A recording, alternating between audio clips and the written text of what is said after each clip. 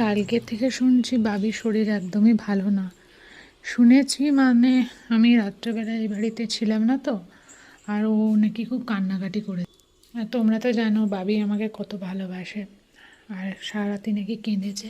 ওর পায়ে একটা কি ব্যথা হচ্ছে আমি বুঝতেও পারছি না, কিছু খেতেও চাইছে না। এই দেখো একটু দুধ এনেছি, দেখি যদি খায়। হ্যাঁ, দুধটা খাচ্ছে, ভাত একদম খেতে চাইছে না।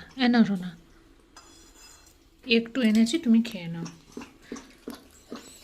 ভাত টাত খেতে চাইছে না, যাক দুধটা খাচ্ছে, এটা ভালো লাগছে।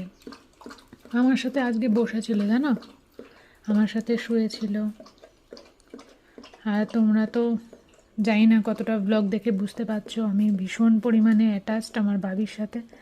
আর আমার বাবি মনে হয় আমার থেকেও বেশি অ্যাটাচড আমার সাথে।